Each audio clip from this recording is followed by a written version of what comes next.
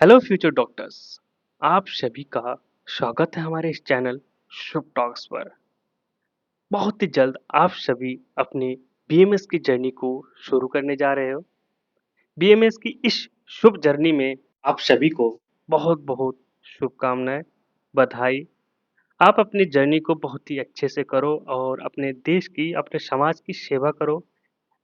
अ, आज के इस वीडियो में हम बात करने वाले हैं कि बीएमएस फर्स्ट ईयर में आपको कैसे बीएमएस फर्स्ट ईयर को आपको कैसे इफेक्टिव तरीके से क्वालिफाई करना है, कैसे आपको क्लियर करना है, कौन-कौन से बुक्स आपको पढ़ने होंगे, सिलेबस क्या रहने वाला है, इंटरनल एग्जाम कितने होते हैं, एग्जाम का पैटर्न क्या रहने वाला होता है, एक्सटर्नल एग्जाम कितने होते हैं, मार्क्स का डिस्ट्रीब्यूशन कितना रहता है और कितने बुक्स आपको फर्स्ट ईयर में पढ़ने होंगे और कौन-कौन से बुक्स आपको पढ़ने होते हैं।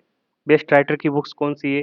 क्या सिर्फ हिंदी में पढ़ाए जाते हैं बीएमएस या इंग्लिश में भी पढ़ाए जाते हैं? इस पर भी डिस्कस करेंगे। क्या बीएमएस बहुत हार्ड है? इस पर भी डिस्कस करेंगे। अगर 2 से ज़्यादा सब्जेक्ट में बैक लग जाती है, तो क्या ईयर बैक लग जाती है? इस पर भी हम डिस्कस करेंगे। चलिए शुरू करते हैं, थोड़ा बेसिक चीज़ें जान लेते हैं, इसके बाद हम पूरा आपको हर एक चीज़ बताने वाले हैं। ये आपको जानना भी ज़रूरी है बीएमएस जब आप एडमिशन ले रहे हो बीएमएस में, तो आपको ये जानना ज़रूरी है कि आपको बीएमएस कैसे क्वालिफ़ाई करना है, कैसे आपको इफ़ेक्टिव तरीके से आपको पढ़ना है, इस पर हम बात करेंगे। बीएमएस का जो कोर्स है, वो साढ़े 5 साल का रहता है। इसमें से आपको साढ़े 4 साल एकेडमिक ईयर रहता है और 1 साल का इंटर्नशिप रहता है। अब जो एकेडमिक ईयर है ना, वो 18 महीने का हो चुका है। फर्स्ट प्रॉप में 18 महीने का होगा, सेकंड प्रॉप जो है वो भी 18 महीने का होने वाला है और थर्ड प्रॉप जो होगा वो भी 18 महीने का रहने वाला है। और 1 साल की इंटर्नशिप होगी जिसमें कि 6 मंथ का आयुर्वेदा का प्रैक्टिस होगा जो कि आपके अपने कॉलेज से करने होंगे। ये कंपल्सरी है अपने कॉलेज से करना। और 6 मंथ का एलोपैथिक प्रैक्टिस होगा जो कि किसी भी गवर्नमेंट हॉस्पिटल से करने होते हैं। अब हम बात कर लेते हैं कि बीएमएस फर्स्ट ईयर में कितने सब्जेक्ट पढ़ने होते हैं और किस राइटर की बुक्स आपको लेने चाहिए, ठीक है। बीएमएस फर्स्ट ईयर में टोटल नंबर ऑफ सब्जेक्ट की बात करें तो 5 सब्जेक्ट है। क्रियाशरी, रचनाशरी, पदार्थ विज्ञान, अष्टांग हृदय और संस्कृत। तो यहाँ पर आयुर्वेदा का पोर्शन मैंने आपको बता दिया है। मॉडर्न भी साथ ही साथ पढ़ रहे होते हैं। कौन-कौन से मॉडर्न सब्जेक्ट है? फिजियोलॉजी और एनाटॉमी। अब हम बात करते हैं पेपर 1, पेपर 2। देखिए अगर हम बात करें सब्जेक्ट की तो क्रिया शरीर जो है आयुर्वेदा पोर्शन है और फिजियोलॉजी आपका मॉडर्न पोर्शन है। यहाँ पर क्रिया शरीर के पेपर 1 में 60% आयुर्वेदा का रहता है, 40% मॉडर्न का रहता है। दोनों पेपर में आयुर्वेदा और मॉडर्न दोनों रहते हैं। पेपर 1 होता है, पेपर 2 होते हैं इसमें, जिसमें कि 60% आयुर्वेदा रहेगा, 40% मॉडर्न रहने वाला है। और इसके बाद रचना शरीर जो कि एनाटॉमी आप मॉडर्न में कहते हो, वो आपका 50% आयुर्वेदा रहता है, 50% मॉडर्न रहता है पेपर 1। वहीं आपका पेपर 2 में भी 50% आयुर्वेदा, 50% मॉडर्न रहता है। संस्कृत में 2 पेपर होते हैं, पेपर 1, पेपर 2। इसके बाद अष्टांग हृदय और चरक का एक ही पेपर होता है ओनली। और यहाँ पर अष्टांग हृदय में टोटल 12 चैप्टर पढ़ने होते हैं। और सॉरी, अष्टांग हृदय में आपको टोटल 15 चैप्टर पढ़ने होते हैं और चरक में मात्र 12 चैप्टर पढ़ने होते हैं। पदार्थ विज्ञान के भी 2 पेपर होते हैं, पेपर 1, पेपर 2। इसी के साथ-साथ आपको 3 ऑनलाइन कोर्स भी लेना होता है। 3 सब्जेक्ट जो है ऑनलाइन का भी क्लियर करना होता है। जिसे आप इलेक्टिव सब्जेक्ट कहते हो, जो कि एनसीआईएसएम की वेबसाइट पे जाके आपको एनरोल करना होता है और वहाँ पे जाके रजिस्ट्रेशन करने के बाद 3 सब्जेक्ट परचेज़ करने होते हैं जो कि ₹500 पर सब्जेक्ट रहता है। टोटल 3 सब्जेक्ट हर प्रॉप में आपको क्वालीफाई करना होता है। जब तक आपका इलेक्टिव सब्जेक्ट क्वालीफाई नहीं हो जाता है, तब तक आप इंटर्नशिप नहीं कर पाओगे। आपको इंटर्नशिप करने के लिए ये कंपल्सरी है कि ये तीनों सब्जेक्ट ऑनलाइन के जो है क्वालीफाई करना पड़ेगा और ये ऑनलाइन आपको एनसीएसएम की वेबसाइट पे ही रजिस्ट्रेशन करके परचेज़ करना होता है। तो ये आपका इलेक्टिव सब्जेक्ट भी कंपल्सरी है। उसके बाद मार्क्स का डिस्ट्रीब्यूशन जो कि मार्क्स आप किस तरह से डिस्ट्रीब्यूशन रहता है उसके बारे में डिस्कस कर लेते हैं। टोटल नंबर ऑफ पेपर की बात करें तो यहाँ पर आप देख सकते हो, ये जो टोटल नंबर ऑफ पेपर है ना, टोटल 9 पेपर है। टोटल पेपर जो रिटन में रहता है 9 पेपर रहता है और सभी पेपर 100 मार्क्स के होते हैं। टोटल नंबर ऑफ मार्क्स की बात करें तो 900 मार्क्स का आपका रिटर्न में रहता है। प्रैक्टिकल की बात करें तो प्रैक्टिकल 5 प्रैक्टिकल होते हैं, रिटर्न और वाइवा रहता है जो कि कॉलेज पर ही होता है, और ये 800 मार्क्स का रहता है। टोटल नंबर ऑफ मार्क्स की बात करें 800 रहता है, 800। तो यहाँ पर आपको जो प्रैक्टिकल होता है, प्रैक्टिकल का डिस्ट्रीब्यूशन देख लेते हैं। पेपर 1 पेपर 2 मिलाकर यहाँ पर 200 मार्क्स का प्रैक्टिकल रहता है। क्रिया शरीर में, रचना शरीर में 200 मार्क्स का प्रैक्टिकल रहता है। संस्कृत में 100 मार्क्स का प्रैक्टिकल रहता है, और अष्टांग हृदय में 100 मार्क्स का रहता है, और पदार्थ विज्ञान में 200 मार्क्स का प्रैक्टिकल रहता है। ये टोटल 800 नंबर का प्रैक्टिकल हो गया, और आपका जब रिजल्ट आएगा वो 1700 में से आने वाला है, आउट ऑफ 1700 में रहने वाला है। एग्जाम का पैटर्न क्या रहेगा मैं आपको बता दूं। जो एग्जाम होता है वो बिल्कुल एनसीईआरटी के सिलेबस को फॉलो करता है। तो एनसीईआरटी के सिलेबस के अकॉर्डिंग आपका जो एग्जाम का पैटर्न है ना, उसमें 20 एमसीक्यू रहता है जो कि 1 मार्क्स का रहता है, 1 मार्क का होता है, और 8 शॉर्ट आंसर क्वेश्चन रहते हैं जो कि 4 मार्क्स का होता है, और 4 लॉन्ग आंसर रहते हैं जो कि 10 मार्क्स का होता है। 40 नंबर यहाँ पर, 40 यहाँ पर, और 20 यहाँ पर। टोटल 100 नंबर का यहाँ पर आपका एग्ज़ाम रहता है, मार्क्स का रहता है। इसके बाद इंटरनल एग्ज़ाम भी होते हैं कॉलेज में, कॉलेज के लेवल में। मैं आपको बता दूँ, कंप्लीट फर्स्ट ईयर में, फर्स्ट प्रॉप में आपको 9 पीए और 2 टर्म टेस्ट देने होते हैं। तो 9 पीए मतलब होता है पीरियोडिक असेसमेंट। 9 पीरियोडिक असेसमेंट होते हैं जो कि आपका 15-15 दिन बाद होता है। हर 15-15 दिन बाद या 30 दिन बाद होते हैं। इसके बाद 2 टर्म टेस्ट होते हैं। फर्स्ट टर्म टेस्ट जो कि हाफ सिलेबस का रहता है, और second term test full syllabus का रहता है। और उसके बाद आपका मेन फाइनल एग्जाम होता है जो कि एक्सटर्नल एग्जाम होते हैं।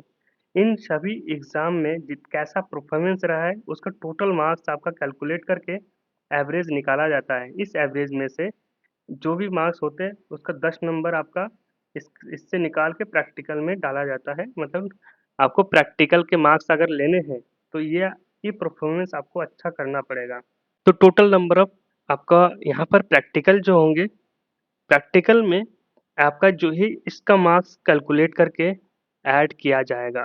तो आप अपनी प्रैक्टिकल जो पीरियोडिक असेसमेंट और टर्म टेस्ट बहुत अच्छे से परफॉर्मेंस देना, और इससे आपकी मेन एक्सटर्नल एग्जाम पे भी इफेक्ट पड़ता है। इससे आपकी अच्छी प्रैक्टिस भी हो जाती है। कोई भी इस एग्जाम को बिल्कुल भी ना छोड़े। अब हम बात कर लेते हैं क्वालिफाइंग क्राइटेरिया। क्या रहता है क्वालिफाइंग क्राइटेरिया? मैं आपको बता दूं, 50% मार्क्स हर सब्जेक्ट में लाना कंपलसरी है। तो यहाँ पर 100 मार्क्स का अगर कोई क्वेश्चन पेपर है तो 50 मार्क्स लाने कंपलसरी है। अगर नहीं ला पाते हो तो आपका आप जो है आपका बैक लग जाएगा। अगर आपका नाम मार्क्स 49 भी है ना, तो भी आप क्वालिफाई नहीं हो। वहीं अगर प्रैक्टिकल की बात करें तो प्रैक्टिकल 200 मार्क्स के है, तो 100 मार्क्स लाना कंपलसरी है। ये आपके प्रैक्टिकल के मार्क्स कॉलेज के टीचर के हाथ में या एग्जामिनर जो बाहर से आते हैं उसके हाथ में होता है।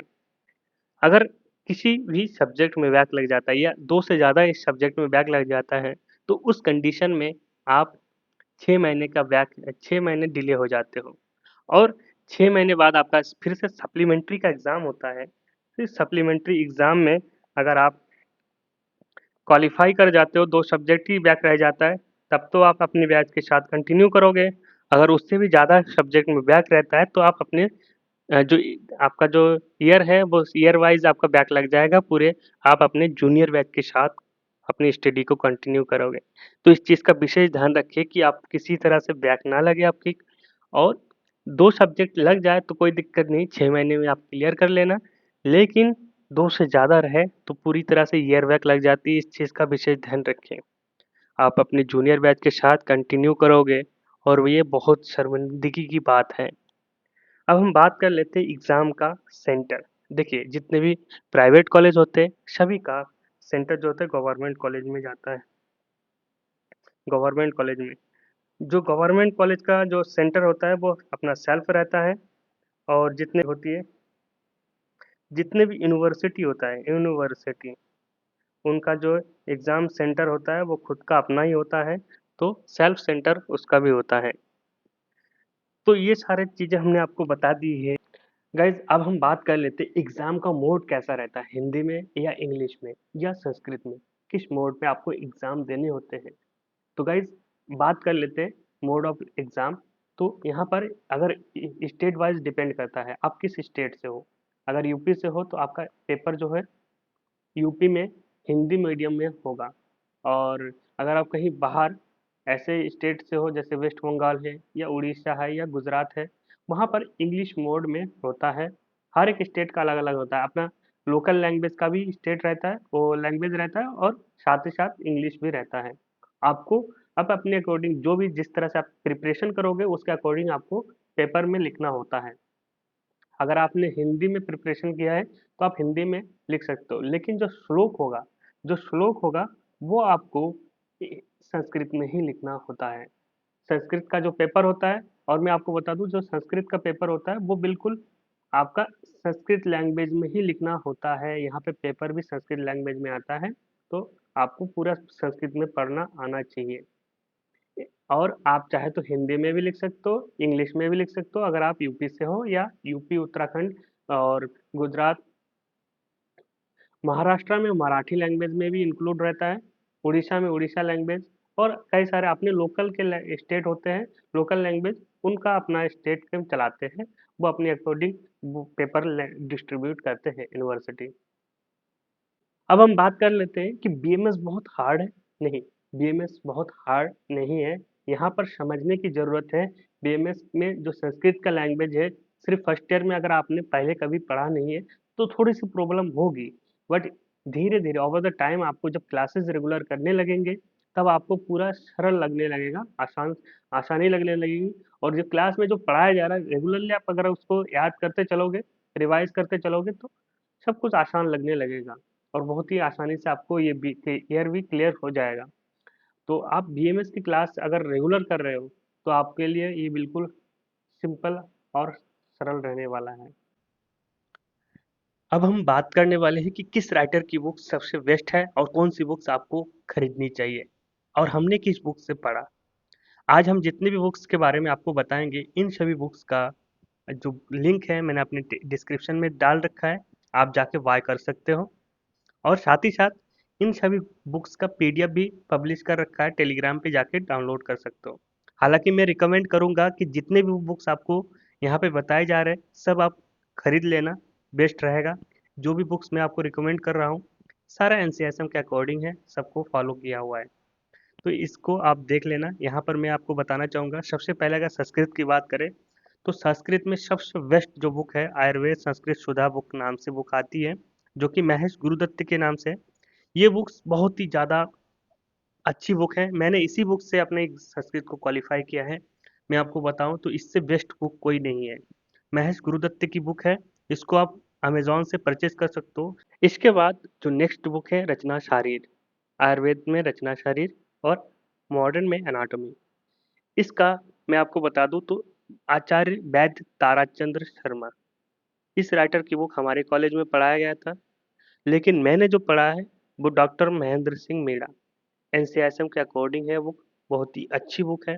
और इसी के साथ अगर आपको आयुर्वेदा और मॉडर्न दोनों पढ़ना है तो इस बुक को भी आप पढ़ सकते हो, ये बुक एनसीआईएसएम के अकॉर्डिंग है, और ये भी काफ़ी अच्छी और रिप्रेजेंटेटिव करके दिया है।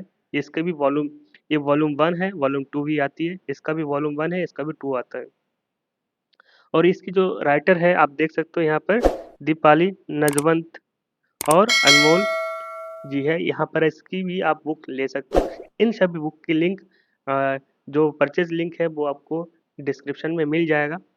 ये काफ़ी अच्छी बुक है। इसके साथ साथ एनाटॉमी की भी बुक आती है जो BD 84 अलग से अगर आप लेना चाहते हो तो वो भी आप ले सकते हो।